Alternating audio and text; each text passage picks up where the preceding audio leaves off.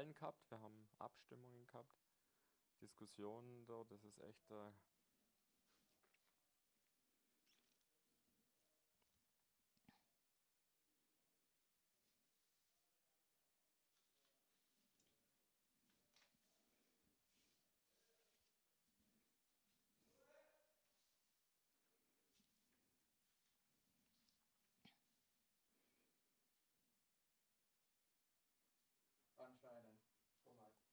Kann anscheinend starten. I can start now. Es ist Punkt 16 Uhr. It's 4 o'clock. Herzlich willkommen Welcome to Halls Halls and Walls in 2020, zu einem digitalen a digital Kletterhallentreffen, zu einer climbing irgendwie gym ungewöhnlichen meeting. Veranstaltung, aber ich glaube, wir It's sind alle unusual, inzwischen dran gewöhnt, but dass we're es all eben auch used to it solche by now.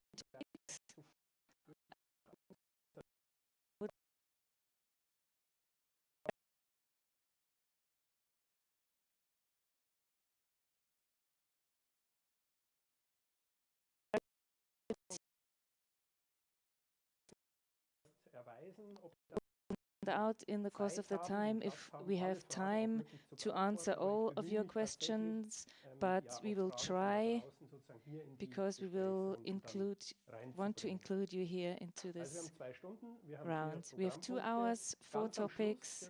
In the end, we will talk about the future of Halls and Walls 2021. Before that, we will have a discussion on the corona pandemic with respect to climbing gyms, and we have safety research, and now we start with a discussion on the development of climbing gym markets, and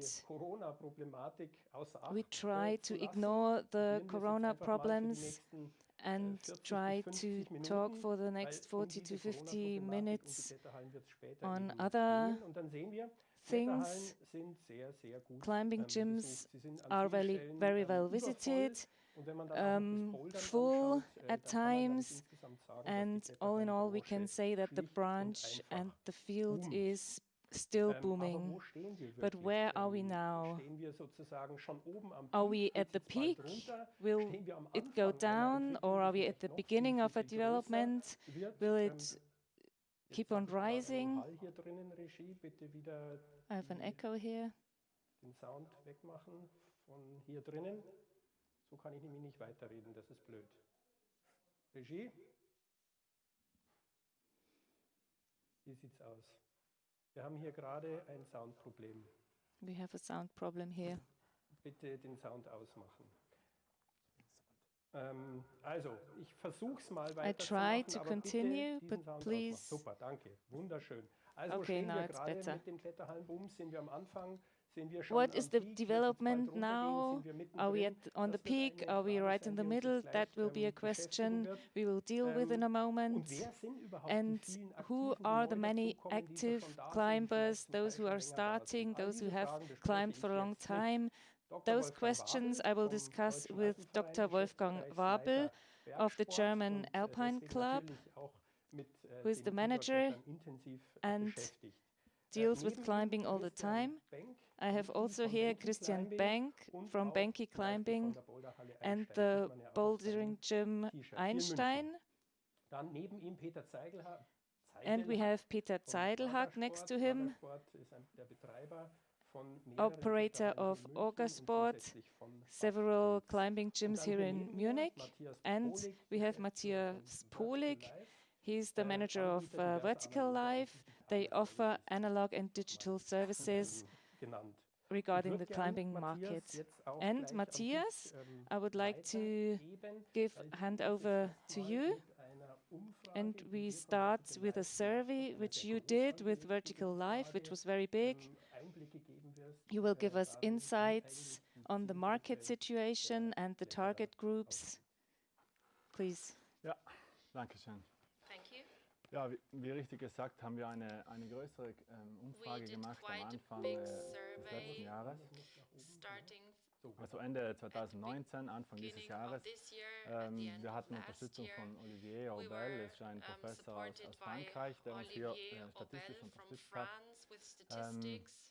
Eigentliches Ziel war es, eben die Auswirkungen der Olympischen Spiele auf den Klettersport zu analysieren, eine Umfrage vor den Olympischen Spielen, eine nachher. Jetzt wird es eher eine Auswirkung von Corona auf das Klettern Umfrage. Wir hatten 12.000 Teilnehmer, die diese Umfrage gemacht haben, von November bis Januar. Es waren insgesamt 81 Fragen. Die Umfrage wurde in 5 Sprachen übersetzt.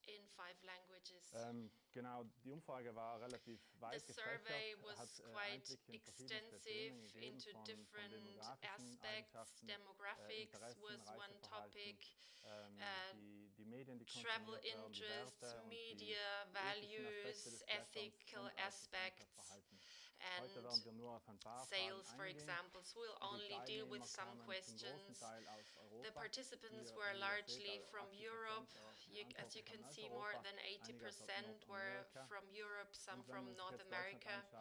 And if you have a look at Germany, most participants were from Bavaria, as you can imagine, but also distributed all over the country. The age of the climbers, the average age was about between 25 and 30 years, almost 30 years. That's quite normal. You can see that there are much more males than females, 73%, and only 1/4 women. That's something we really have to talk about. We asked how many children live in your household, and the result is 77% don't have any children at all, and then the rest is between 1 and 3 children, more or less. What is interesting, there's less women as soon as they have children, so the older climbers are predominantly male. That's also something we have to talk about to counteract this trend. Climbers have a high standard of education. That's quite remarkable. That's way above average, and also the household income is rather high on average. We asked people, do you rather climb indoors or outdoors? So indoors, almost all of them climb, but only about 84% outdoors. We also asked, where have you started to climb? And 60% started indoors in a climbing gym. But still 32% started to climb outside. The biggest factor of getting introduced into climbing is family and friends, but also classes, guides, but also school classes as a part of physical education. We asked for the highest grade climbed red dot or lead climbing. So the peak is 6A to 6C. We can also see that in our vertical life system, where you can tick the lines finished. It's mostly this region that people are able to finish. So it's not really much 8A and really difficult routes. With bouldering, the development is about the same. We asked how frequently do you go climbing, and what you can see is that in particular indoor climbers, they go climbing several times a week. That's very impressive. I think that some people exaggerate. That's something we have to discuss. You can see that rock climbing is not that accessible easily, so they go less frequently. Then we asked whether people have visited a course before, and here you can see that courses are very relevant with 61%, those who have already visited a course. Here we asked how long they have been climbing, and you can see that there's many experienced climbers in this survey. Most people have been climbing between 3 and 13 years. You can see that people, if they're experienced or have been climbing for more than 15 years, rather go outside or alpine climbing than indoors. The last slide of this part is the income. How much do they spend for climbing annually? On average, 2,300 euros per year. That's very high. It's very interesting if you think how big the market already is. And yes, on the right side, you can see what they spend money for mainly. The question was, rank your expenses from 1 to 7, and most said for entrances and shoes they spend most money, followed by vacations, weekend trips and books. Okay, so for the first block, I would like to talk about that now and make a brief summary. Young, good income, do courses, that's actually the ideal target group. I would ask you, Christian, first, because maybe you have dealt with the target group.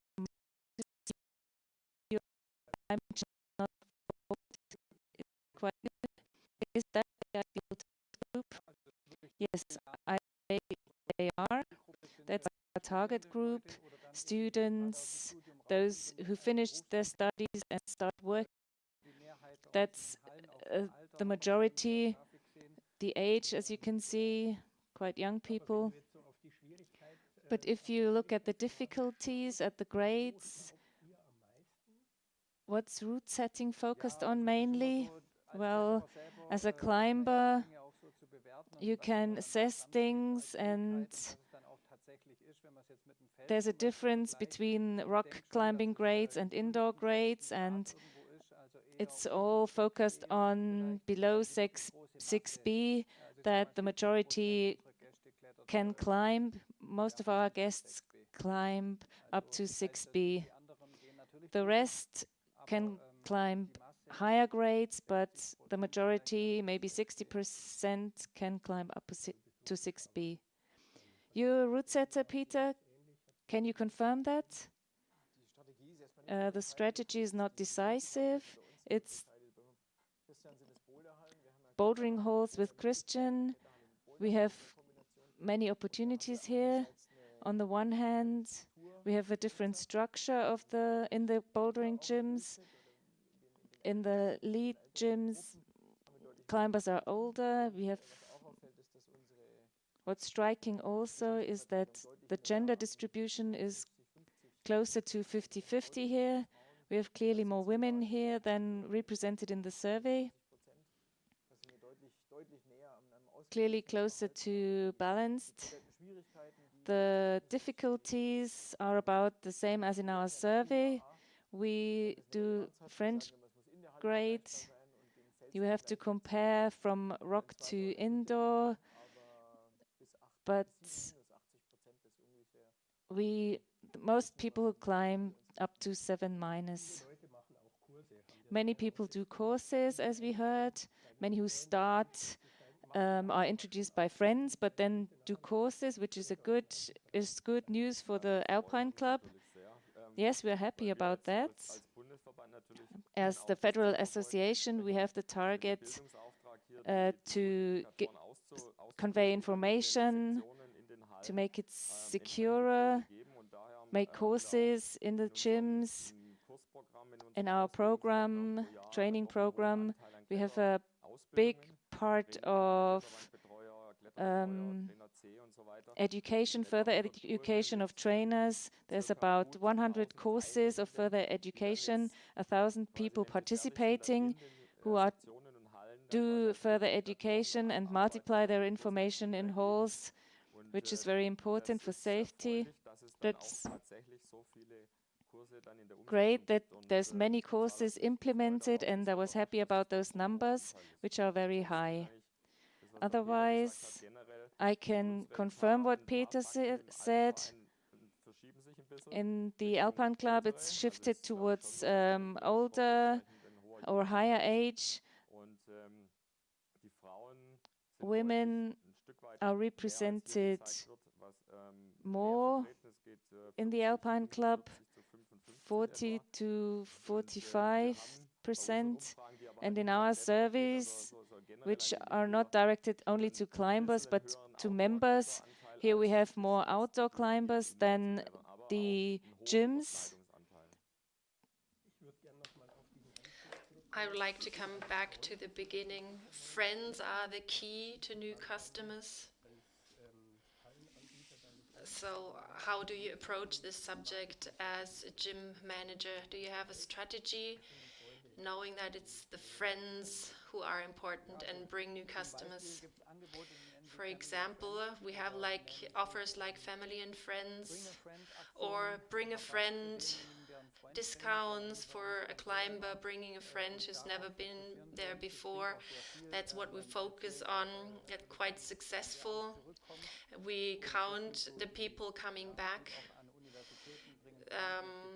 Lots of people from university. We've got discount checks like Facebook, Instagram offers. Go together, take a friend. That's important to us. So you represent a privately owned gym, but the German Alpine Club has a different structure. As an association, we don't need that marketing. We offer boulder introductions. You pay the entrance fee and then you get shown around the boulders. It's free for the first time. You get a free chalk bag, for example, just for people who want to try things, especially when they haven't been brought by their friends, but they come out of their own accord to make it interesting for them to come, both for the commercial sector and the association sector. For us, it's of course like more for the associations from the German Alpine Club who can perform their classes in our gyms. Matthias, let's have a look at this at the next few slides. It's about indoor climbing culture in general. Okay, we ask people, what do you do indoors? And you can see that bouldering is quite predominant. It's even more frequent than rope climbing. It's easier to access. You just don't need a partner. You can go there on your own.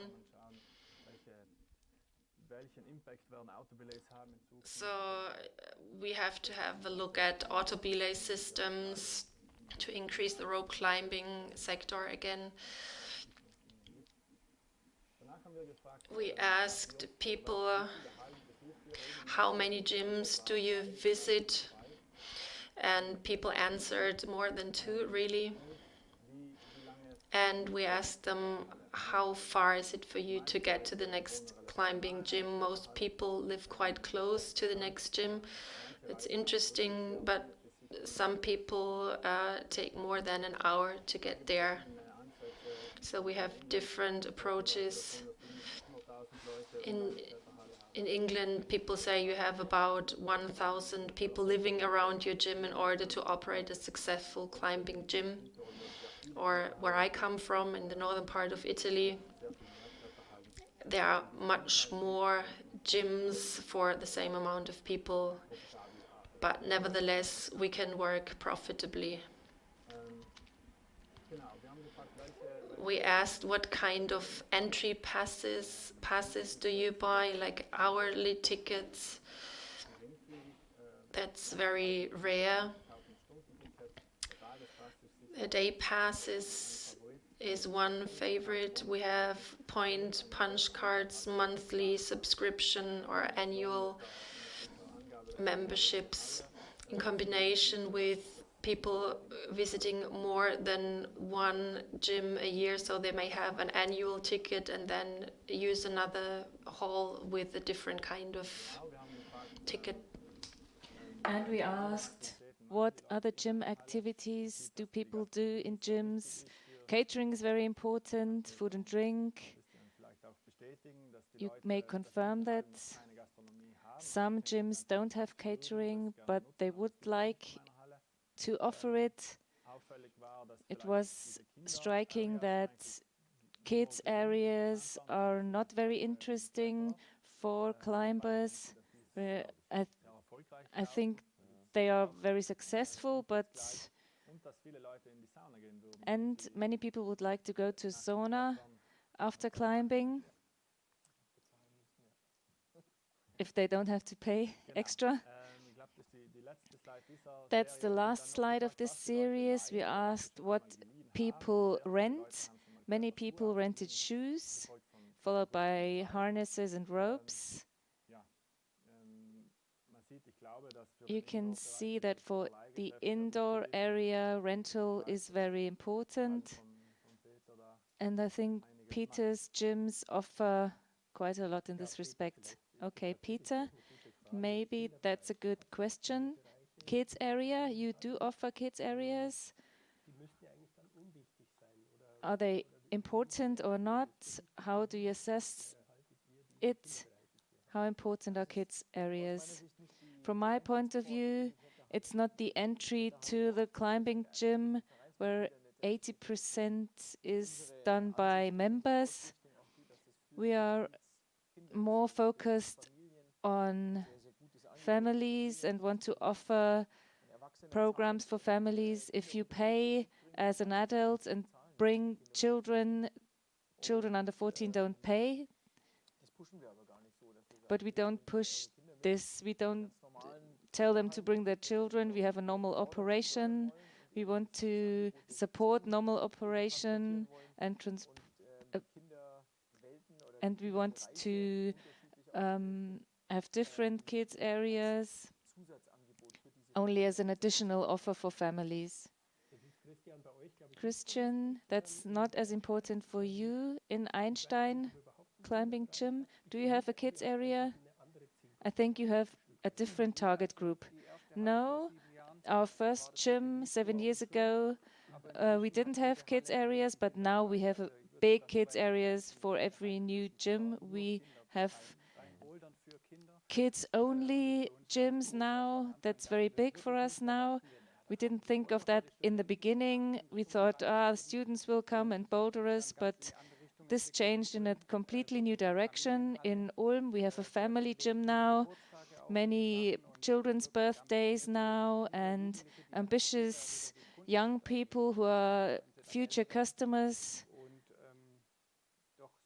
And that's very important for us. If possible, we do it. It's not easy to retrofit old gyms, but for new gyms, we want to have kids areas as big as possible.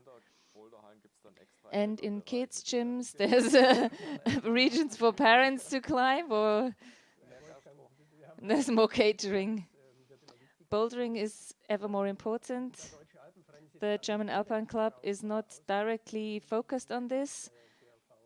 What does the Alpine Club see in bouldering for the future? You're right. We have to adapt to this development, but the German Alpine Club will not force bouldering halls. The strategy is different for us. The German Alpine Club has a historic tradition for rope climbing. Bouldering will increase, that's undoubted. But apart from rope climbing, we have to have an integrated boulder section or a boulder gym next to it, not with every gym. The market is maybe oversaturated, so we have to take care we won't have problems in this respect. For us, it's important to cater for the needs of our members. As far as offers are concerned, families, the German Alpine Club climbing gyms are like a meeting point for all the members for urban areas. So we have to offer quite an extensive field of activities. Bouldering is an important aspect. We will work on that, but it will not be the only focus. Matthias, one slide was very interesting for me and also surprising, that the normal climber, regular customer, is climbing in more than 2 gyms. Can you explain that? We from Vertical Life see where people climb, and we can really see that people visit 2 to 3 climbing gyms, so I wasn't really surprised.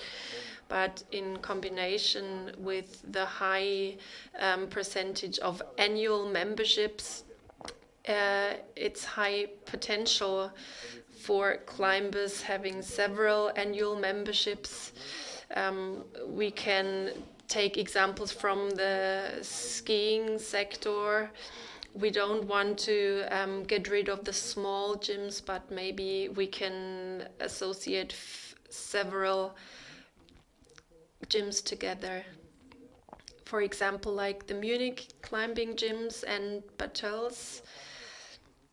The important thing is it's German Alpine Club gyms, and we have a certain degree of fluctuation because people realize they get the same things from other commercial climbing gyms as well. But also within the microcosm of Munich, we have a very good offer, like Christian and Boulderwelt. For example, they just opened a 3rd gym, Heaven's Gate in the east, High East. So you can choose among a quite big number. So I personally, as a customer, I would also go to different gyms depending on what I feel like at the specific moment. So Christian, that's quite a disadvantage for you. You have this one gym in Munich.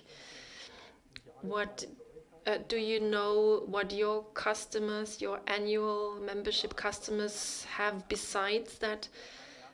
Well, most of our customers don't have annual memberships. In all of 4 climbing gyms, we mainly have like day passes. So people change between different gyms, maybe a 10-day ticket.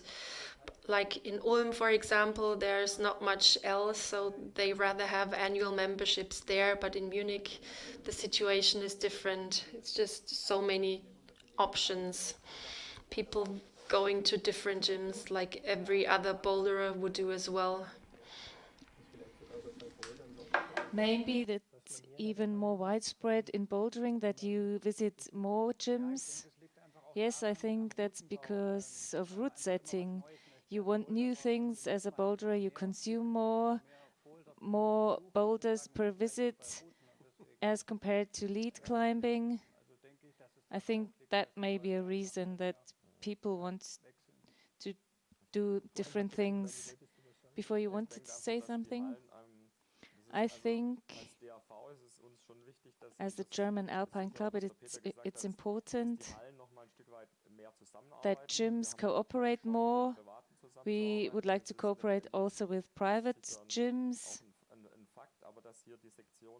that our gyms are more present in the association, and the gyms, it's important that every gym has a certain profile and different offers that may be specific to sports like bouldering.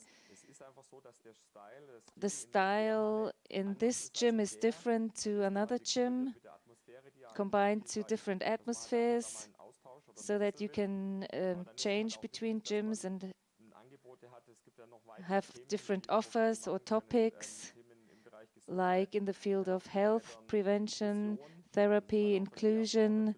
It's different for us, for the German Alpine Club. We want to offer different things. We feel responsible for including people, everybody, every member, and give impulses, and climbing and bouldering gym is the ideal place for that.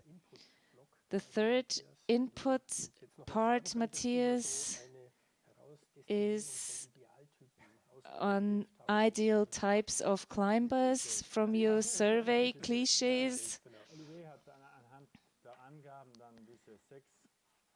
We found out 6 key consumer profiles from the survey answers. We gave them names. That's 6 different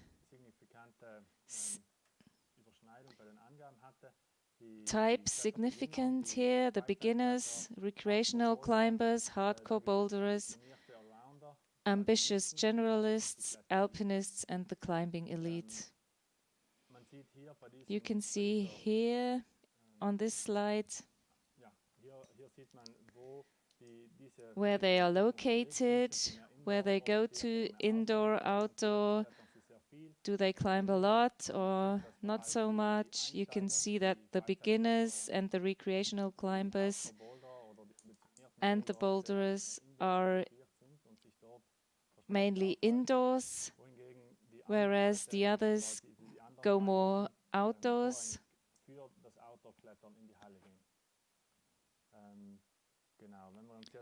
If you have a closer look at 3 of them, which we prepared, the beginners have a greater female proportion here as compared to older climbers. More women start climbing now. The 50%, he said, we haven't had in our survey. There's like 60 to 30%, as you can see here.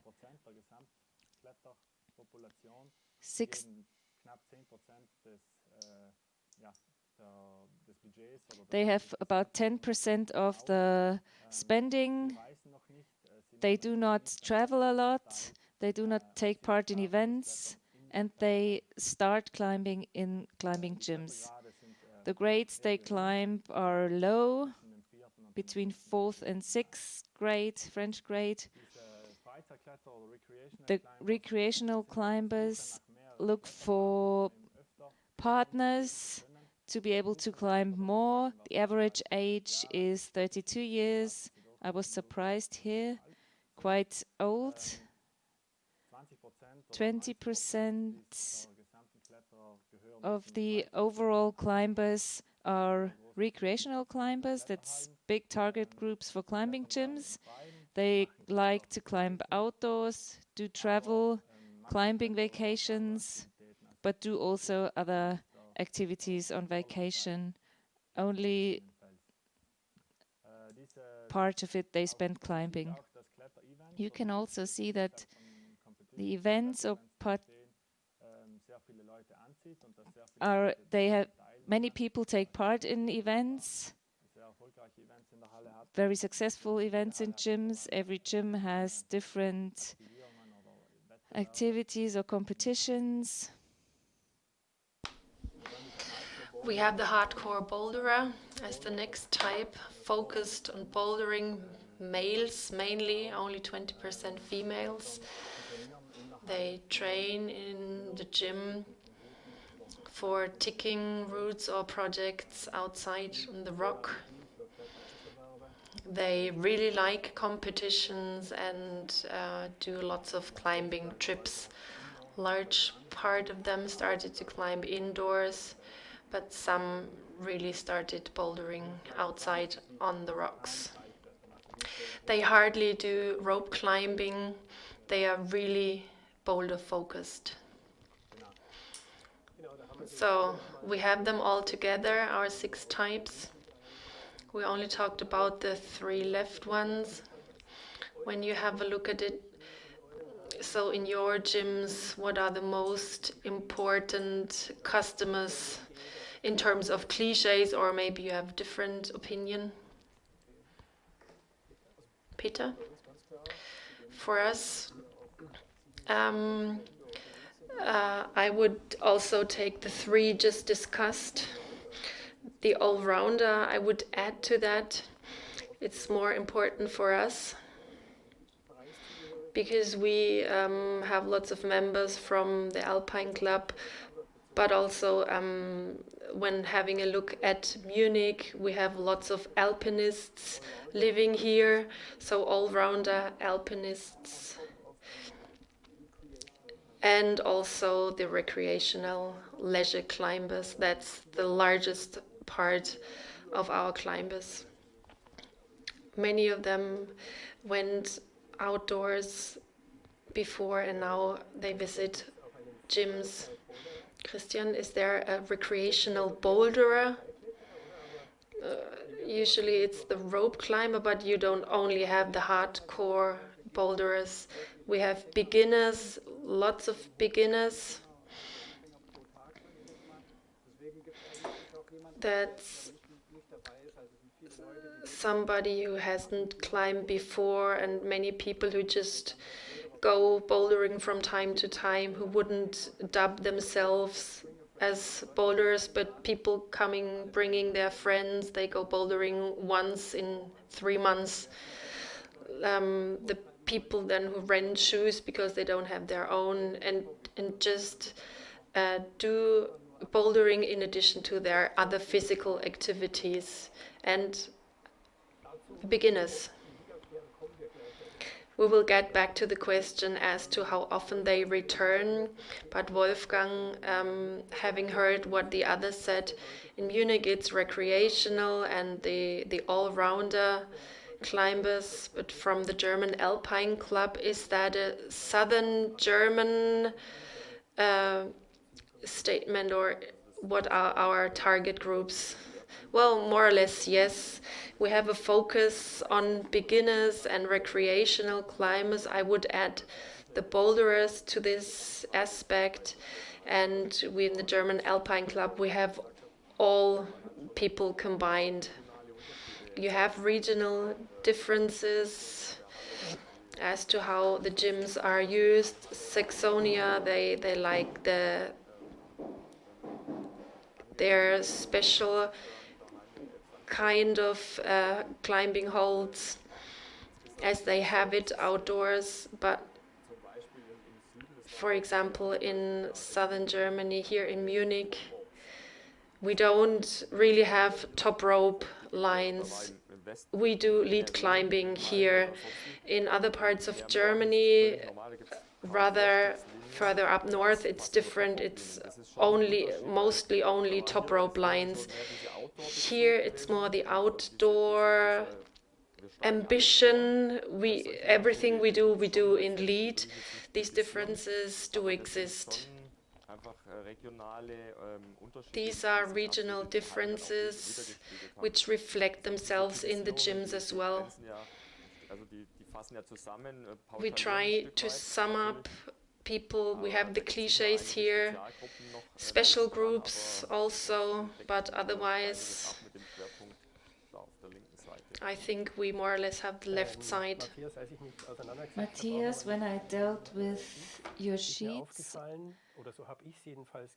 I read the more I go rope and lead climbing, the more important outdoor climbing becomes, and when bouldering, outdoor is not important. Is this correct or not correct?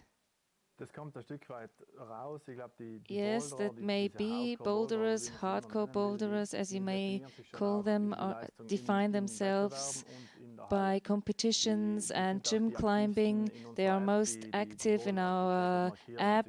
They tick and want to compare themselves and take part in competitions. But what you can see clearly is that in the beginning we saw 87% of people also climb outdoors. You can see that people who climb longer have more experience, need outdoor ambitions or vacations, or they do weekend trips. So that it makes sense for climbing gyms to bring people to outdoor sports and show ways to go outdoors. Christian, is there a big group of people who go bouldering and only stay inside? Yes, there is, but that depends on the region. More in the north, like Berlin, where it's far away, the rocks are far away, they have no possibility to go outdoor. We can go to like Magic Wood, or in the south there's many opportunities of rock climbing. That depends on the region. But there's many extremely strong boulderers who would never like go outdoors, especially in cities. I think that's often the case. They focus on indoor climbing. Before we talk about the last slide, I would like to answer a question from somebody outside. What's success criteria for kids areas? You only have to observe your own children, what they do, take them with you into the gym. If your own children say they want to go back and come back, that's a good sign. It's important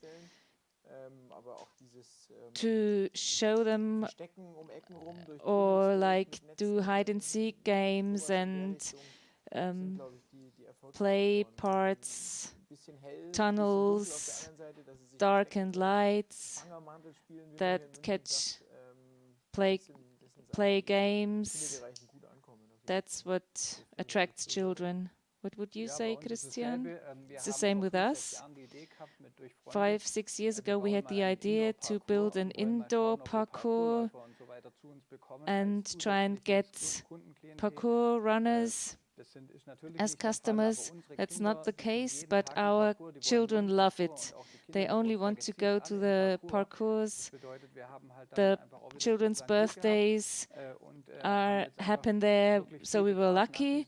It's used, the parkour, by children, like tires, bars, tunnels, easy parts. Children love tunnels, dark boxes, heights. That's important.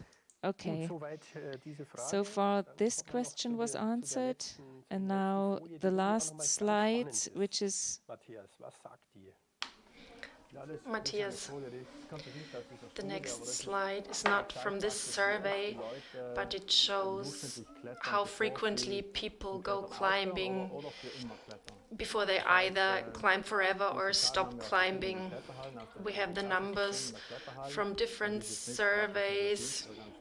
It's not representative for all of Germany, for example, or for every gym, but the course is, as you can see here, after the first try, many people stop, like 47% only go there once, and then only 3% go climbing for at least 15 times, and after that, the number is quite constant.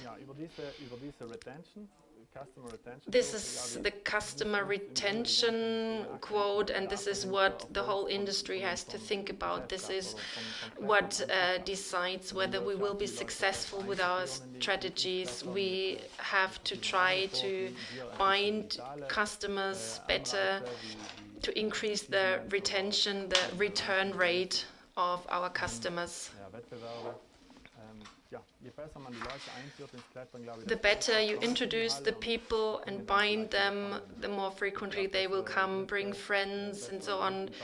Improved holds, better routes, great atmosphere, these are all factors counteracting this decline. It's not much that is left at the end. I don't know the curves from other sports, but it's quite impressive, quite a dip. The curve shows that you have to reach a certain customer retention rate within a very short time. In other words, within the first 1 or 2 visits to the gym. Atmosphere and route setting are the central points for a gym. So a beginner has to be infected, so to speak, after the first or second visit. They have to feel comfortable. They have to like what they do. The offers for sports in general is so vast, so many options, so it's really difficult to bind people. So in other words, the grades 4 to 6, we have to have really great routes, interesting routes, areas where people can feel comfortable. They say, I really like it, I will come back. That's one of the key factors for me. But Christian, but maybe climbing is like a very widespread kind of sport, so many people try that but may not come back. It's also about regions and regional differences. For example, in Ulm, for example, more people return, and then there's other cities where less people return, more new customers. In Munich, for example, we have rather hard routes compared to the city of Duisburg, for example, because in Munich we have lots of boulderers. They really want to do that. We don't have that much space, so we don't have that many beginner routes and problems. In other gyms we have more beginner routes, so people really have fun doing the beginner routes, but that's a topic we have to work on. We really have to deal with people more intensely in their first visit.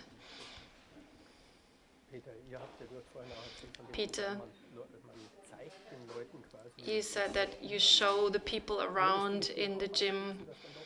Would you say really yes, many people nevertheless don't return? Yeah, we made our own evaluation, a profile analysis, and it's more or less has the same results. The dropout rate, as we call it, is very high after the first or second visit. It's exactly the same Matthias said. So we have to counteract this process from an economic point of view. That's a key point. But we haven't found the key to this problem so far. The offers are so immense, so we really have to offer something special so they feel comfortable from the very first moment they enter the gym. Do people care about me? Do they talk to me, explain things to me? If it wasn't for Corona, the gyms would be full, but we have to look at that in the future when things have normalized again. Yes, we have to continue. We have only 2 minutes now. I would return to the beginning and have a few questions and statements here. Where are we standing now? Are we right in the middle, or have we reached a peak regarding climbing, or what's the future gonna hold? I think we're still at the beginning. There will be a lot happening, regional differences, macrocosmos, world, extreme potential. Microcosmos Munich. A saturation will be reached, but not now, not at the moment.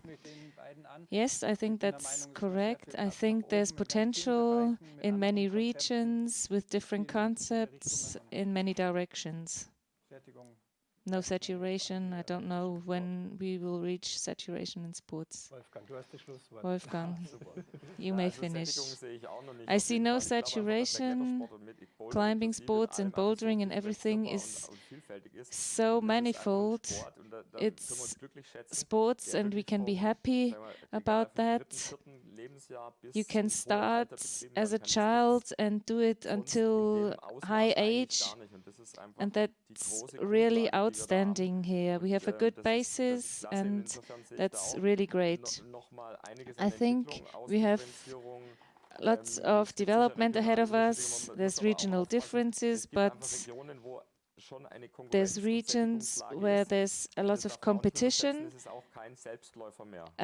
We should maybe come to a close here. There's many examples where there is saturation, and there's other factors that you have to consider, other sports. It doesn't go by itself, but I'm very optimistic for the future. We have here another sheet that was only very superficial here. We could have discussed for hours, but we don't have that much time. Many topics regarding this field are covered by a magazine called Rootsetter. We present a survey in Rootsetter. There's many interviews on many topics. It's available from November now. If you want to read about the different topics, you can order it with us. Thank you very much for the discussion, and I'll see you probably next year, hopefully live, also for the others watching now. Thank you. Goodbye. Hier eine ganz kleine Umbaupause. Ihr müsstet jetzt sozusagen schnell gehen. Und wir haben das nächste Thema. We have the next topic here now. This is about safety research.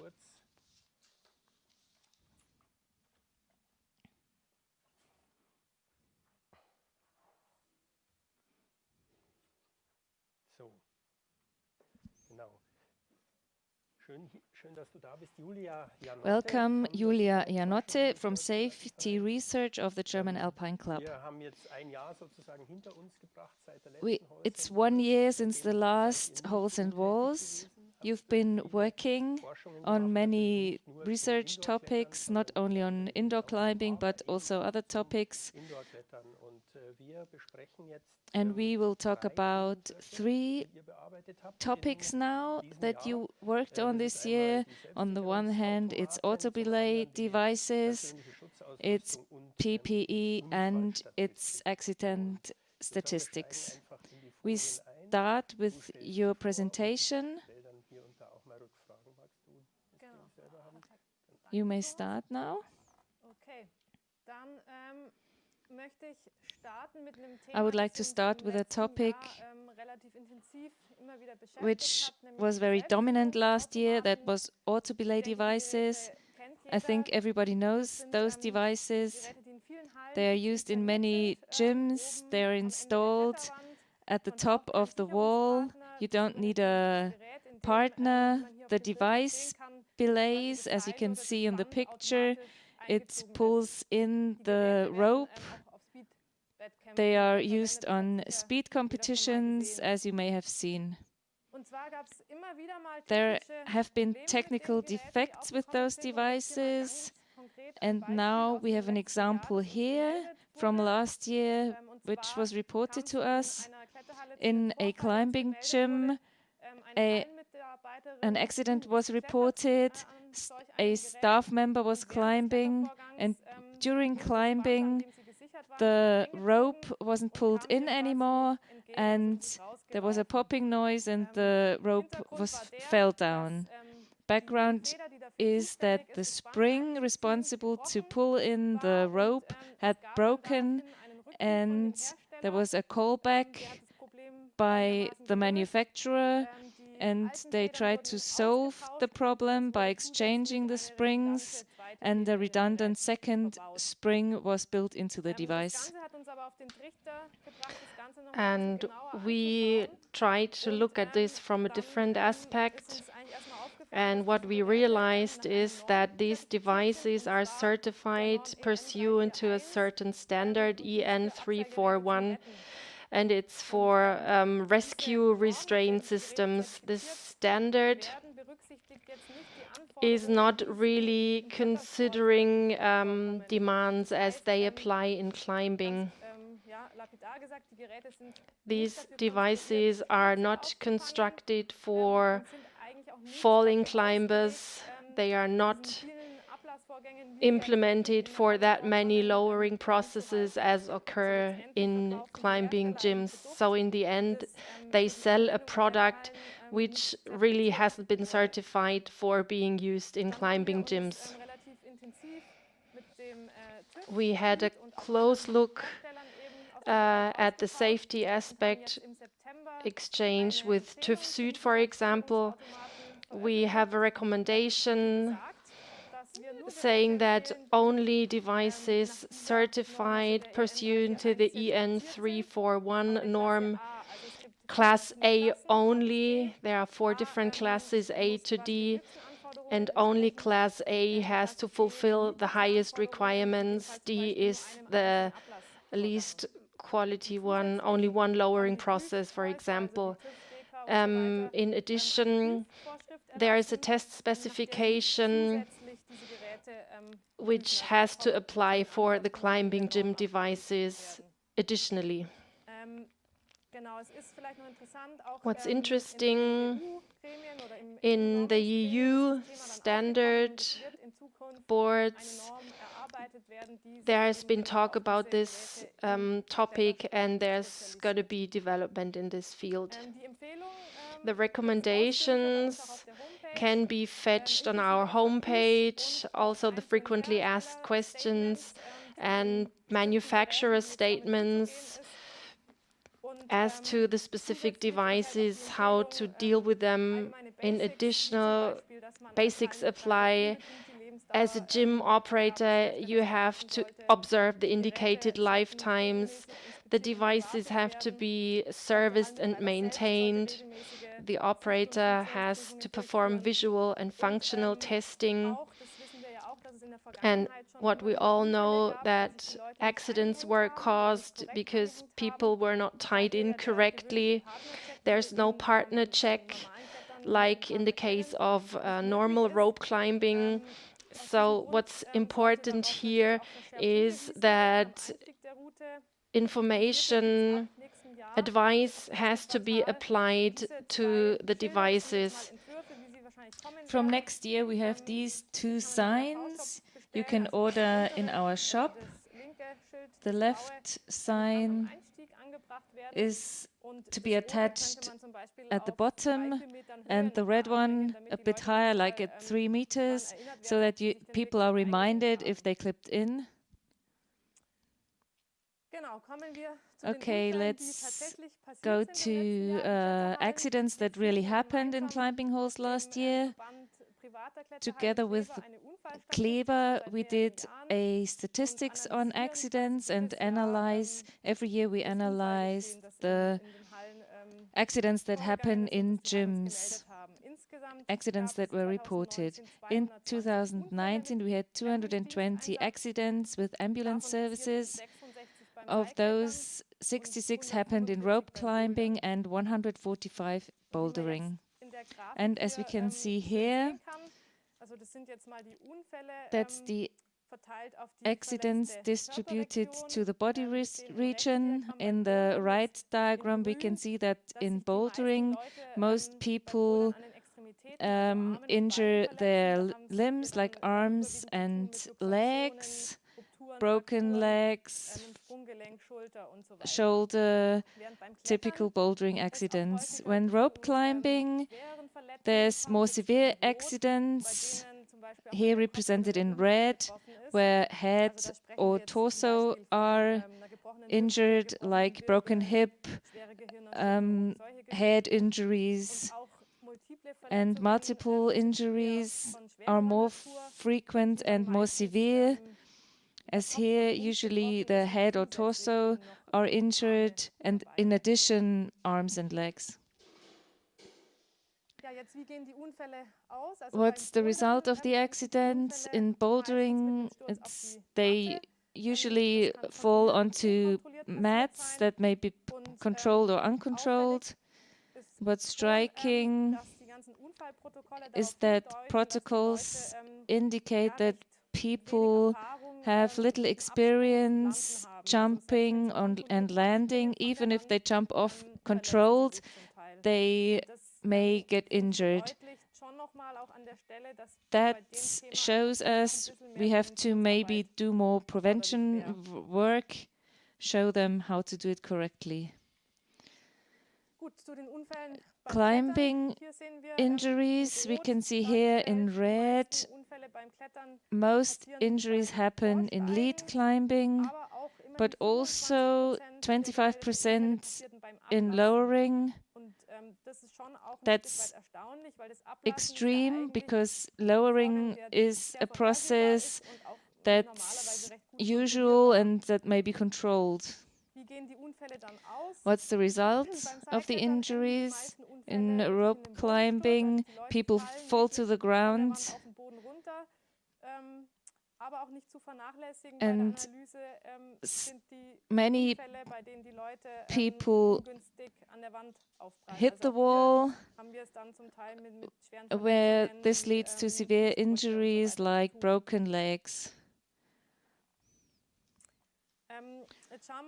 Accidents climbing with grounders, falls to the ground. That's the most severe accidents, and it's obvious here in this diagram that there's many lowering problems. From 30 grounders, 10 happened during lowering, and it was exciting that many of the accidents happened with semi-automatic belay devices. They lost control of the brake rope. What I find very tragical is that there's still accidents where people do not tie in or wrongly or do not clip in. All in all, 4 times such accidents happened, and although it's a standard to do a partner check now, still severe accidents happen because of these errors. It's very strange that there has been one grounder because the harness ruptured. It was too old. So all in all, you can say that the risk of getting injured when climbing indoors is really very low. You have a comparative value for all sports. It's called the risk of an injury per 1,000 hours of sports executed. In bouldering, when you go 1,000 hours bouldering, only 0.18 accidents will occur, and in rope climbing it's even less, 0.02 accidents. When compared to other sports, it's really, really low, as you can see. So all in all, in bouldering, about 9 times as much can happen when compared to rope climbing. So you would have to do 5,560 hours of bouldering or 50,000 hours of rope climbing until you really have reached an accident where you need emergency rescue services. Just one quick remark. time's running. And I have one question from the audience. The problems with the classes A to D with perfect descent or true blue devices, is that different with the two things, or does it apply to both? The old perfect descent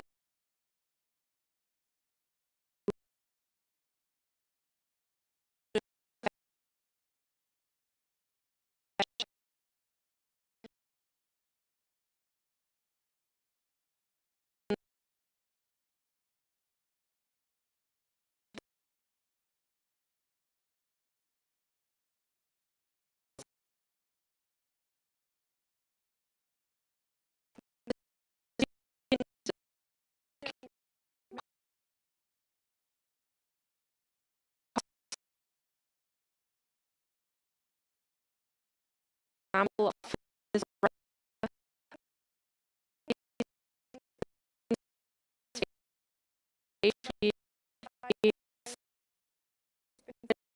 being responsible for renting out equipment, for example.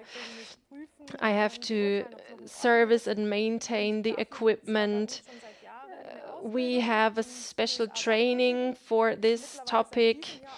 The PPE expert, we have a new one for route setting, as you can see. And we have a new brochure about inspection and evaluation of the personal protective equipment, standards, information, how can I mark it, inspection, and so on. You can order that with the German Alpine Club or sports development. You can all find that under alpenverein.de/Sicherheit and so on.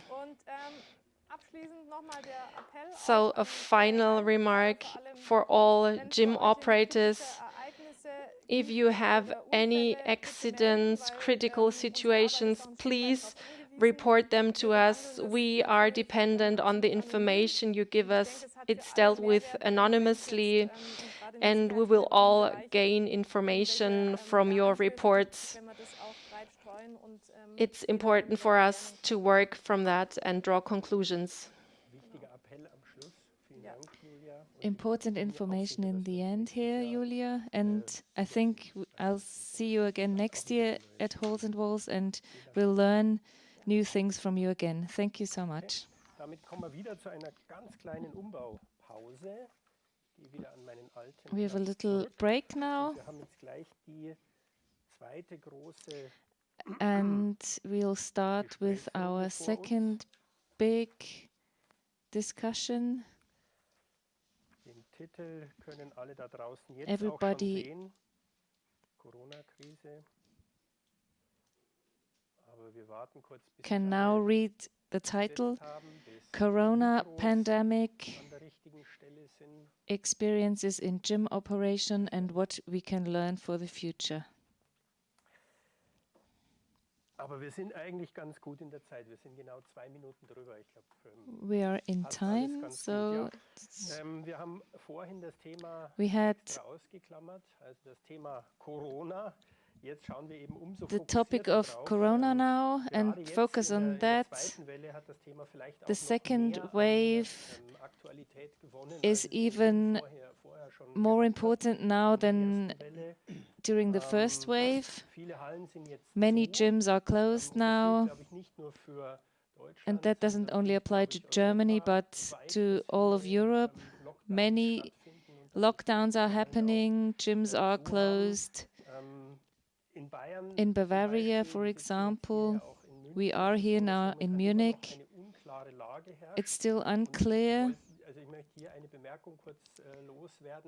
And what I want to mention to you outside who want to ask questions to the conditions now on different federal states, we cannot answer those questions now. Please don't ask questions on the current situation in Bavaria, as we have not the final information on this. We will concentrate on other things, like what's the current situation during the corona pandemic in gyms, what measures and rules have been introduced, which ones worked, which maybe didn't, and which ones are so good that maybe we can continue with them in the future, and what do we learn from the pandemic, from the crisis. And I have someone providing input, which we'll discuss about. We have Daniel Buse from the DAV Alpine Center in Bielefeld. We have Christoph Stähle from Kletterbar. We have Christoph Gabrisch from the Alpine Club of Kempten and Christian Popin from the consulting company and operator of the climbing gym. You have some sheets for us now, which deal with the questions, how do gyms cope with the crisis? I hand over to you now. Okay. You can show us some facts on the situation, the background. We just about to write the third Route Setter magazine, and during the whole year we realized that we don't know enough about our sector. We cannot do the same kind of lobby work others do, like astronomy, for example, because we have too little knowledge on our sector. The results we have found are from a very recent survey, which is not complete, that's for sure, but you can learn certain tendencies from it. We have 135 responses from all over Europe, 50 from Germany. I decided to include all the results here because I realized there aren't big differences between the countries within Europe. The results were quite similar. We asked primarily what were the main challenges your gym had to cope with during the pandemic. Of course, it's about 80% financial difficulties, but also about half of them had difficulties winning back customers after the lockdown. So most gyms have been open from May or June, but still it's difficult for them to retain their customers. We wanted to know what kind of government aid was offered and what government aid were really used or applied for. That in most countries, short-time work was offered in about 80% of the cases. And on the right-hand side, you can see that this kind of government aid was made use of very frequently. The differences are bigger when looking at the government loans on one side. You can see on the left hand, yes, it was offered, but on the right side, red marked, only about, I see, 34% really applied for it and got them. So that's one of the topics in our sector. Loans cannot be the solution. On the left-hand side, what amount of pure liabilities have you built up caused by the pandemic? And about 38% of gyms did not have to build any new liabilities, 20% less than 30,000 euro. Examples of this are like tax deferrals, rent deferrals. All in all, this hints to the fact that up to the first lockdown, the climbing industry was very stable, well sustained. On the right-hand side, the question, can you operate profitably under the current conditions? The answer was in quite a big number of cases, yes, about 35%. Still profitable, quite optimistic. We have to observe the fact that the situation is quite dynamic. This survey was at the end of September, beginning of October, so before the second lockdown here in Germany. Okay, here's an overview what hygiene measures had to be implemented. Of course, registration of visitors was mandatory, hand disinfection. That was the first measures everybody introduced. Then another topic, dynamic development. There was, in the beginning, there were questions about, do we need mouth-nose covers? That was refused in the beginning, but then we learned that we need mouth-nose covers in climbing gyms and bouldering gyms, and we introduced them.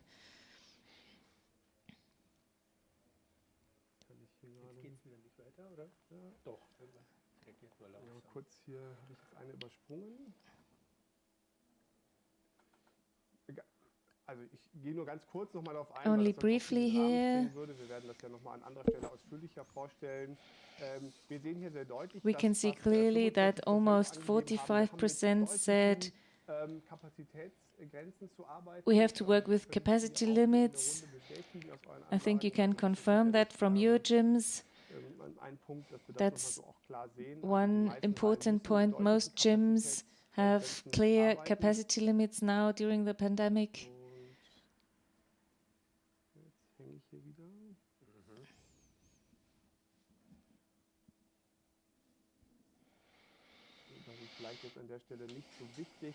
This may be not that important. This is more important.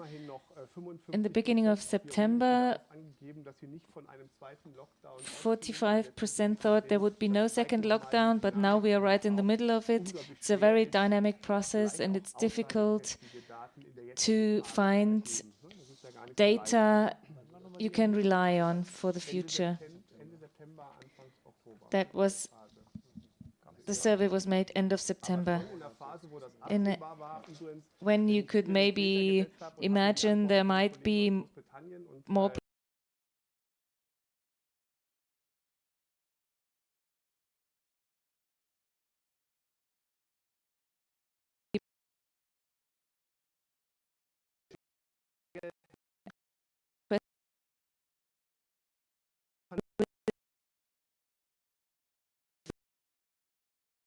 last for a longer time, and here the answer is mainly yes, that will last.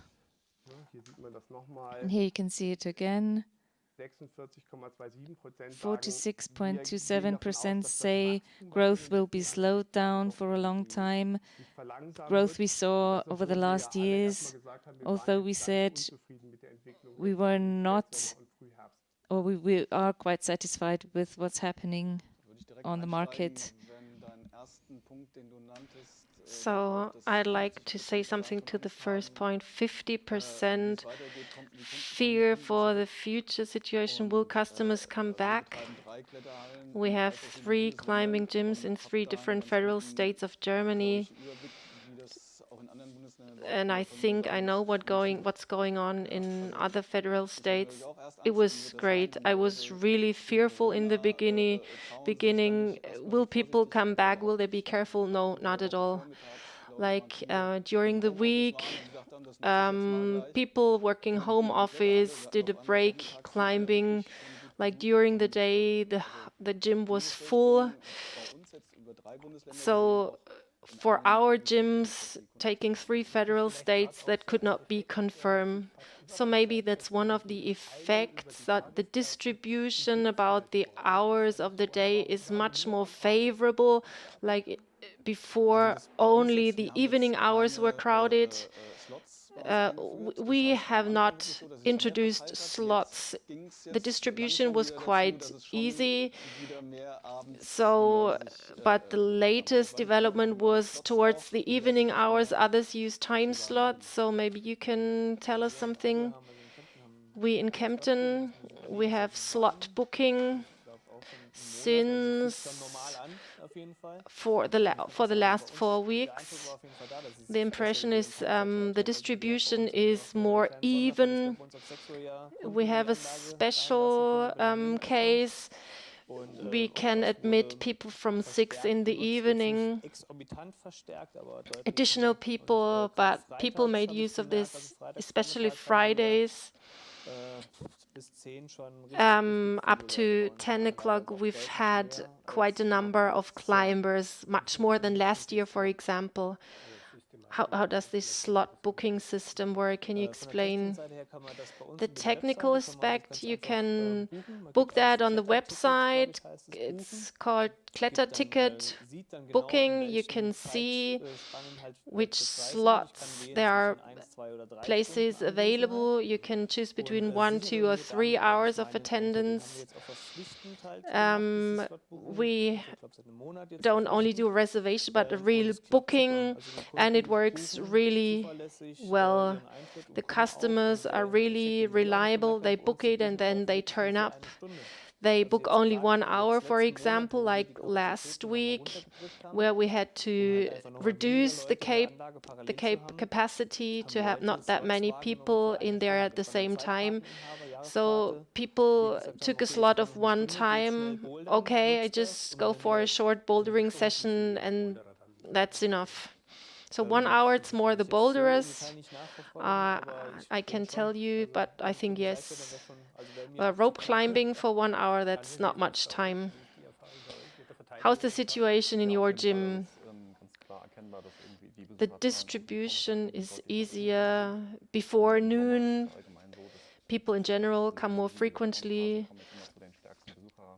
During summer, the lockdown hours, during autumn, which usually is a very strong climbing period. We only opened in January, we had to close in March. We're still in a development process, but the distribution was definitely more towards the before noon hours. So we would have needed more staff then. So all in all, the basic mood is that the sector made the crisis relatively well. That can be confirmed from the surveys, but at the same time, the difficult situation of how things will continue to develop. We have positive signals, even over the last few weeks, that people coming back, but things are very fast developing, like now lockdown light. And something I realized also when exchanging with international colleagues, so bouldering went back to normal more quickly. It's the younger customers, they are not that fearful. Rope climbing is more the older customers. They rather like outdoor activities, so rather do other outdoor activities like mountain biking, running, who look for alternatives. We have many rope climbing areas, and they were not that successful like the bouldering sessions only over the last 2 months. So your main topic is that most are very stable, most gyms. What's it like for you, Christoph? What would you say? Is the situation stable for you, or what's your analysis? It was a hard time, uncertainty, when can we open again? Will members come back? Short-time work for all staff, responsibility with respect to staff, many jobbers, trainers. That's a hard time for them. We have to see how we get through. We cannot support everybody. That's a financial problem. Okay, I think we found a solution. We did not have to take more liabilities. That may be because we have good possibilities. I think we are in a good situation now. And for you, Daniel, is it difficult to say for you because you only opened up? Yes, it's hard to look in the future. We opened in January. We have a business plan and we have future plans, but nothing is plannable now. So it's a big uncertainty for us. We cannot really plan anything. When can we open up again? At the moment, we think it may last, the lockdown may last for longer than 4 weeks, so there's no plans now. Christoph, what's it for you, the second lockdown? Is that frustrating for you? Well, yes. I think all gym operators, all customers really tried not to get in this situation again. They all applied to the rules. They were all happy if they could go climbing. They put on their masks. They did everything to implement the rules. But now we try to do our best. We take the time, like in spring, try to clean up or do repair work, prepare for winter season when it will hopefully start again, so that the gym is all prepared. That's the same as during the first lockdown. So we cleaned and repaired everything during first lockdown. So now it's difficult to find more work. We had immediate help of 15,000 euros during first lockdown. Now, with 75% of the revenue of last year, we have great support here in Germany. Germany is in a very good situation here. If you compare Germany to other countries all over the world, aid programs are very good. We haven't published everything in detail, but 70% of the revenue of last year's month is a lot of money. We can do things like takeaway and in addition get help from the state. Other countries would be really happy to get only part of that aid. We have to realize that with all the frustration there is, but I recommend to look ahead. More strategy is required. How do I get the aids until I can open up again? How can I get more revenues, more income? What do I do with the time? We have to look ahead, not discuss or be angry or sad that we have to close down, but have to look ahead into the future. And another topic is, what do we learn for the future from the crisis? For you, the focus goes from we have a climbing gym, but to more economics. Are you now forced more to think about management, which may help you get over the crisis? Yes, professional working and professional approach is a key factor.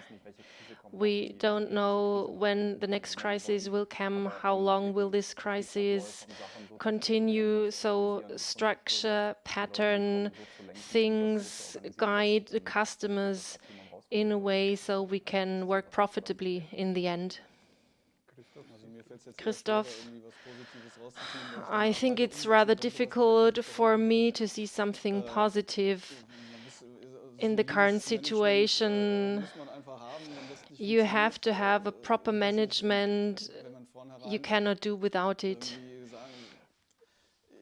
When you say from the start, I have difficulties when because I built my gym for lots of money, for example, it will be even more difficult in the end to meet the requirements to pay back the loans. Is that a management error? So if you did some errors before, they will be aggravated in this situation. Christoph, can you see something positive? The slots you mentioned, for example. I think things got mixed up a bit. The slot booking system we implement, I think, is very positive with the maximum number of customers. We can tell customers you will climb in a gym which is not overcrowded. They don't have to stand in line and wait for lines. You don't have to fall over people sitting all around. That's something positive.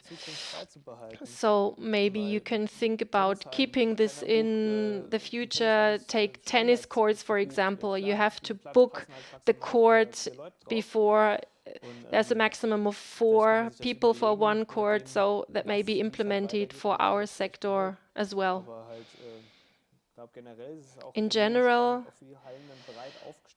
it will be important for the gyms to offer a wide range of activities like your cafe, for example.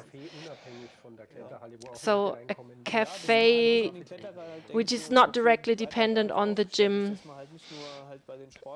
So you don't have your customers among the sports climbers, but also among normal people coming for a coffee or a chat. So you have several fields of earning money. So you are like the association center, it's called Alpenverein, in the city for all the club members and people participating there. We are the meeting point. In general, you cannot take anything positive from the crisis, but it's very instructive. Management structures are important. You have to have a feeling for it. You have to think about short time work, the certain application forms, to see it, have a very close look at it, to strategically integrate all the different factors for my gym operation. It doesn't work anymore that I have a climbing gym, people will come to my place and it will be successful. It doesn't work like this. Even before the COVID-19 crisis, in particular, rope climbing gyms were in trouble from time to time. So you can learn lots of things from the crisis. In your slides, we saw that the capacity had to be reduced, whereas the limit of capacity, like 50% capacity, that was still profitable. Is there a limit, a threshold? That depends on different factors, like how much did I invest, and how's the relation to the number of people climbing and paying. That's different for every gym. In the winter months, it's usually better for the gyms, so all the worse right now. But you would have to look at the certain specific individual cases. Where's your threshold? When we reopened after the first wave, the outdoor regions were opened first. In the very northern part of Germany, we were able to open outdoors quite early. Then Hanover was the next one, and we realized that's no use. With outdoor climbing only, you cannot survive. For winter, it's not suitable either. It is different from gym to gym, but one factor are the limits, like also given for bouldering. Things cannot work like that. I cannot have more than 50 people in the gym. That won't work. There were gyms, like in May or June, they said, okay, it's better if we stay closed. The opinion to reopen wasn't that strong in Germany as compared to other European countries. It depended on state aid limitations. It was all very strict. We couldn't open, they couldn't open because of restrictions, rules, implementations. Restaurants couldn't open and be profitable with only half tables, chairs. If aids in Germany will get less, it may become more difficult. And if I have high liabilities, I reach limits faster. There's facilities already paid for, they have no liabilities. They can freeze in like the gym and close it, but there's not many of them.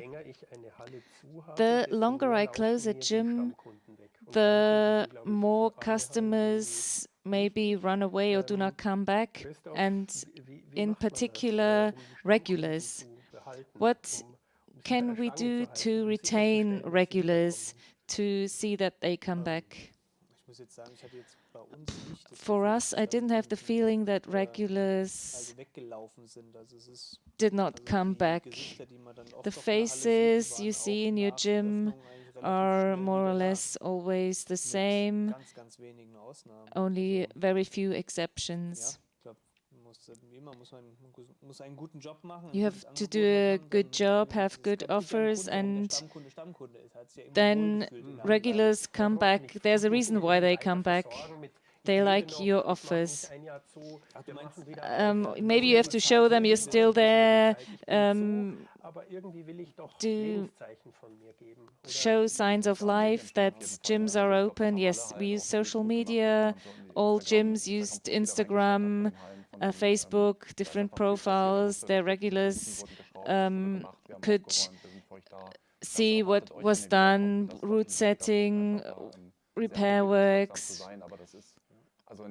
Social media works a lot, and good gyms are in direct communication with their customers via social media in particular during lockdowns.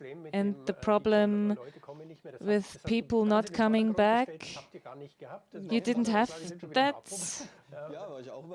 Yeah, I was surprised. That was a fact. The gym opened and it was boom, full again, crowded. I did comparisons with the years before, and numbers talk for themselves. There was kids' birthdays or other things that we couldn't offer, or like sections coming and doing courses, but we offered things like top rope or lead climbing courses, and entry numbers all in all stayed the same. The general phenomenon is that people don't really know what they could do. We have many new customers, customers who want to try climbing. We cannot provide everything. We cannot offer to everybody. Courses are fully booked.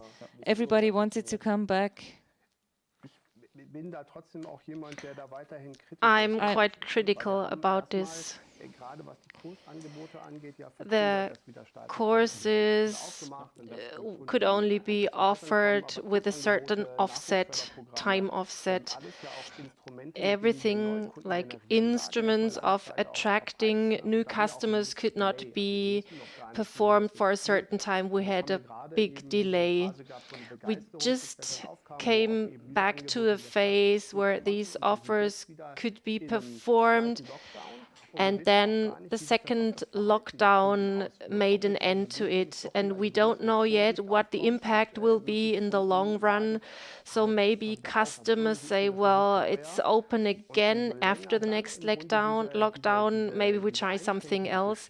So the longer the restrictions will be there, the more difficult it will be afterwards. So maybe people will find a different sports. I don't know, but we have to be prepared for this situation and try to find countermeasures. We have to try to attract new customers by the classes, not making extra revenues, but to focus on finding customers. So at some point in the future, people will return. It may be even more restrictive than after the first lockdown. Or there will be many restrictions, that's for sure, like face masks. So how can you handle the communication in the gym so people will observe the rules? You have to be very open, you have to be clear, you have to stick to the rules, no exceptions. Big topic in our gym was like, we have a customer, he has like a letter from his physician that he or she cannot wear a mask. So what can we do? And we decided in the end we cannot allow that customer in because we have to protect the other customers. So we said, I'm sorry, but you cannot climb here for the time being. Be direct, talk to the people, be clear. The customers, the regular customers, they will accept that. They know it's the same everywhere. That's part of the game, so to speak. So there's no alternative. I just left the mask on even when bouldering because I didn't want to forget to put it on when leaving the bouldering area. So we want to get back to a normal situation whenever that may be. And so I try to be a role model and wear the face mask, showing everybody I wear it and tell people to abide to the rules.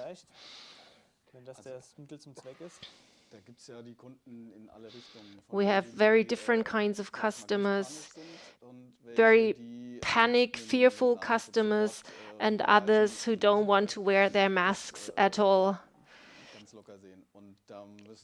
So it's our job as the gym operator to say we try to be neutral and we try to implement the state regulations. That's the way we do it, and we say, okay, yes, we do the same. We don't do more or we are less restrictive. We just keep to the regulations.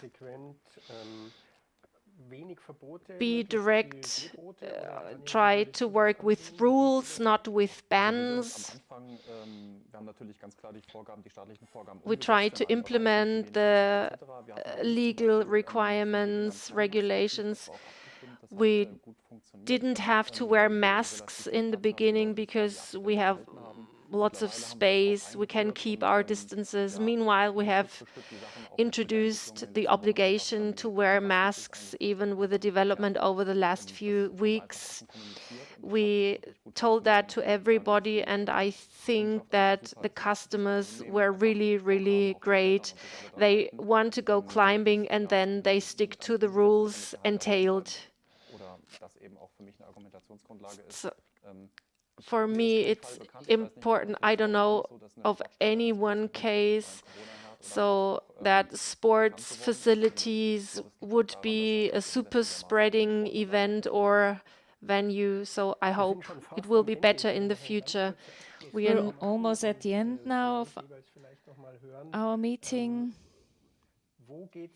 I now would like to hear what's the most important things, or what's the most important thing that you learn from this time. I already said it. Work more strategically, use aids, evaluate them, and try how can I use them for my gym, and we do not have always to grow. Change perspective. What can I do as a gym operator so that we can gain more customers? What potential target group have I not addressed?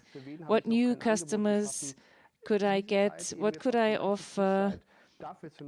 Use your time and change your concepts. Maybe that's what I would recommend. Christoph? I think you have to be flexible. The quickly changing circumstances you have to adapt to. You have to be flexible. You have to act quickly, implement things quickly, use your manpower. Have to be up to date. If one of us would be shocked and freeze in, that wouldn't be good. We have to act so quickly as the rules have changed so quickly. We have to implement the things. We have to offer our sports facilities. You have to be flexible.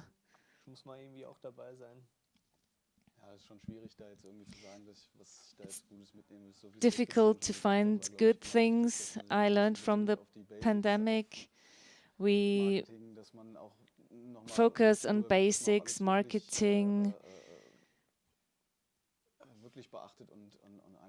stick to all the rules, and do what you have to do. Difficult. I have nothing more to say. The offer you have to find customers, maybe new customers. You have to be flexible. Cashless payment is a good development away from cash. That's a point I would add. Try new things, slot booking, card payments. I think it's important, all in all, that we accept that gyms have individual concepts and may introduce measures and have some flexibility and can use them for their concepts. That this is probably accepted within our field, within our community, that there's differences from gym to gym. We stick to the rules, but there's still differences and we ought to be tolerant. Why can I do this here and why can I not do this there? We have to be tolerant. That's a tip I have. Thank you very much. Thank you very much for coming. I hope we will see one another next year elsewhere, not here. Thank you. So we can plan now for the last chapter, the last topic.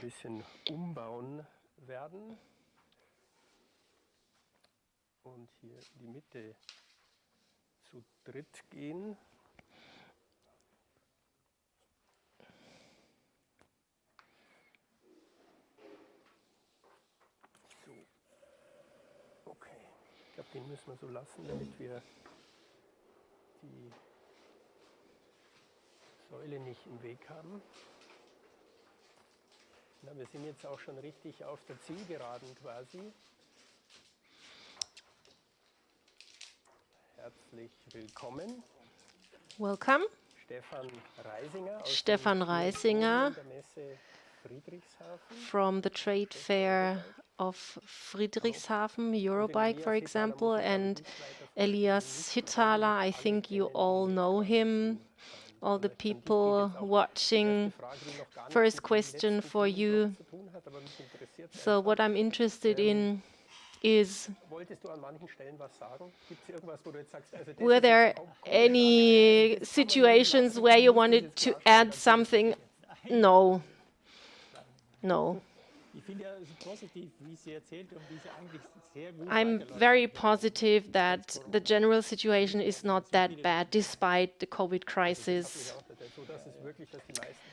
So really most indoor climbing gyms did a really good job.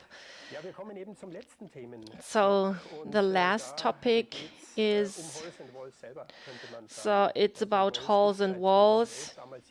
It started in 2011. It started with Kletterhallentreffen on a smaller scale.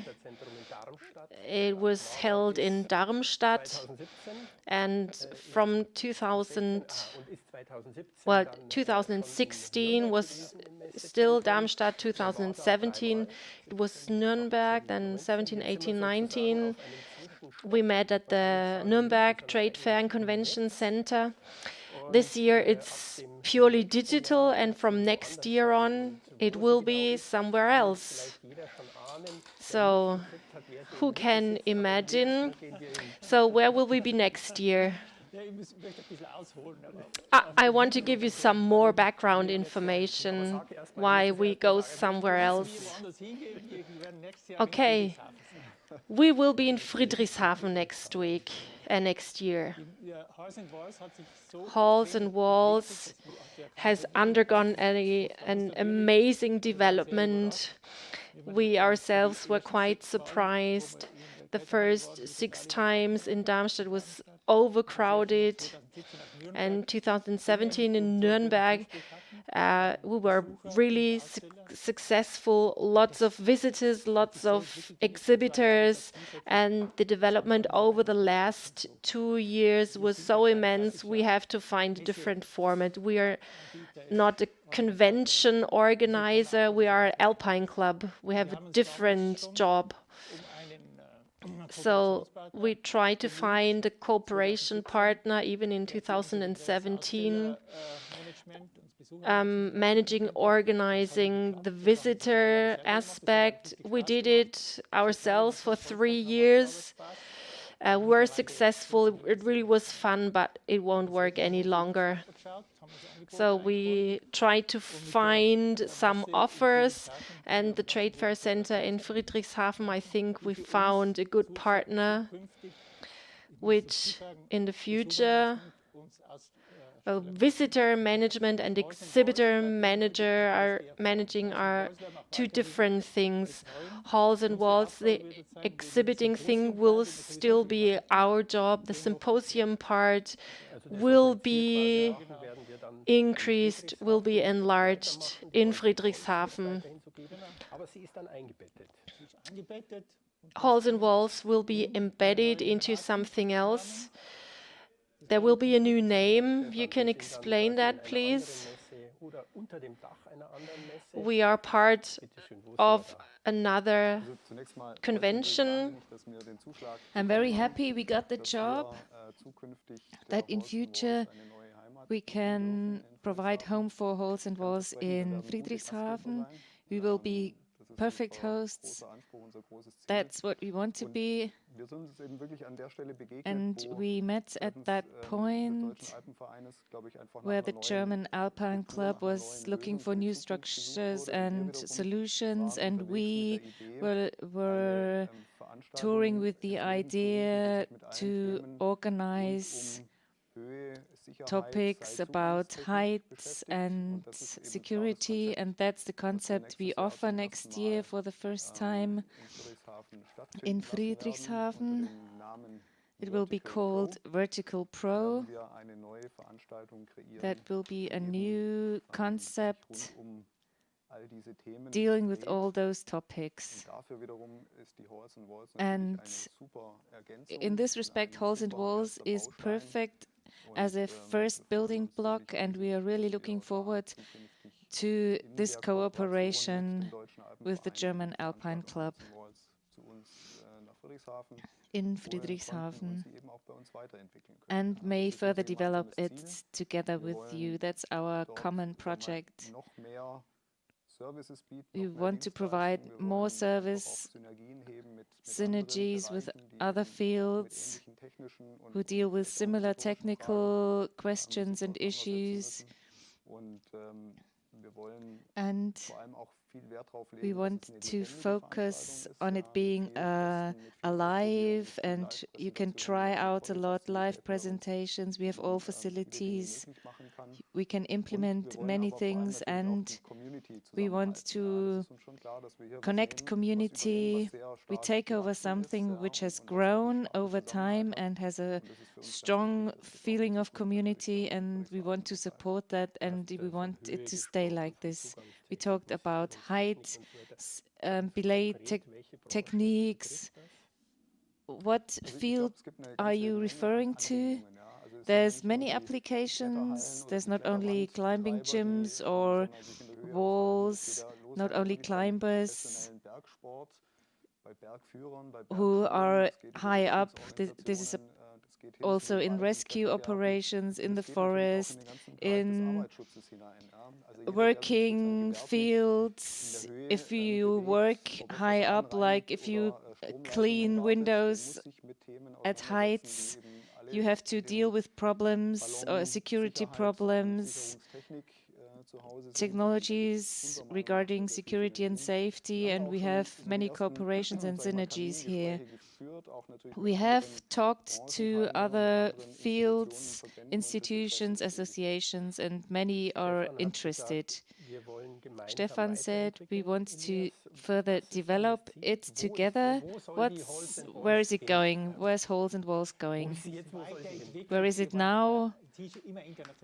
Further development, getting more and more international.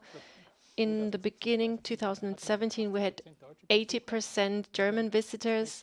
The year after that, it was only 70 and 60, and the exhibitors was the other way around. It's only 30% German exhibitors left, more American. It's getting more and more international. For us, it's important to bring people from this sector together. That's why we still want to work on the symposium to extend that. Halls and Wall is not only up, but it's also on the base level, on the ground level. It's all about climbing, but we also have software producers, small companies, and I hope that everybody can be included in this concept. Everybody has to find their place in our new concept. It's about verticality in the end, so the name vertical is quite fitting. Yes. Route setting is connected to rope handling. It's all connected. So Halls and Walls for itself, we try to keep the flair and atmosphere in the future. That's very important. An event like this has grown in a community like that. You have to keep the character, the atmosphere of this event. So changing places is quite a step, but we have a very close cooperation. We want to keep the content supported by the German Alpine Club. You are the experts here. You have to tell us what the topics will be. So you will have more than enough work. I can tell you what we want to do next year, what we originally wanted to do this year.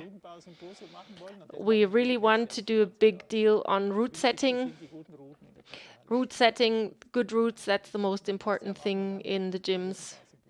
So we will have a special symposium on route setting only. So we're really looking forward to next year. It would be held on the 19th and 20th of November, Friedrichshafen, Lake Constance. We hope that things will have gotten back to normal by then, and we will have a good start in the city of Friedrichshafen. We are really looking forward to it. So we've reached the end. Any more questions, comments, Elias? Please come on, say something. I'm really glad that in the end we were able to offer something, and I hope people from all around the world watching the live stream can get more information maybe later on our homepage. I want to add something. It's an organization thing for the visitors and the exhibitors. Next week, all the people will get an announcement of halls and walls being organized from you, that the data have to be exchanged so they can be invited. So where can I get information from what the development will be? You just visit halls&walls.de. You can get all the information there. Or verticalpro.com.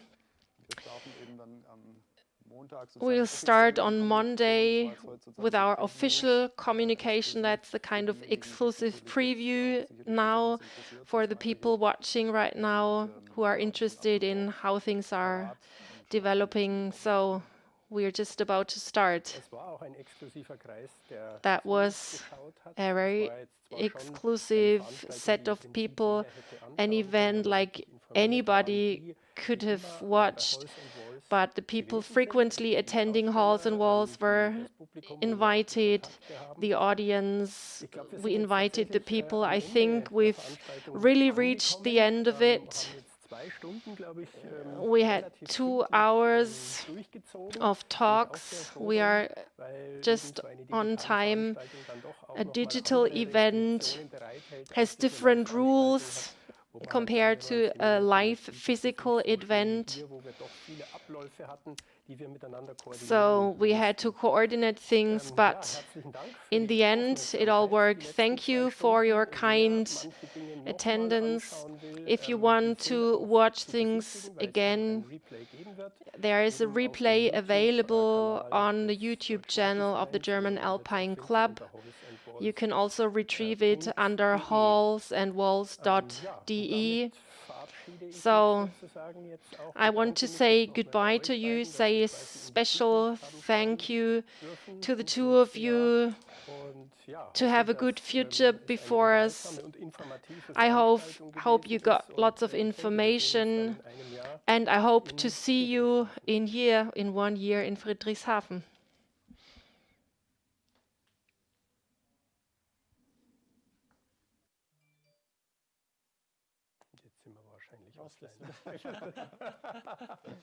Okay, super, vielen Dank. Gerne.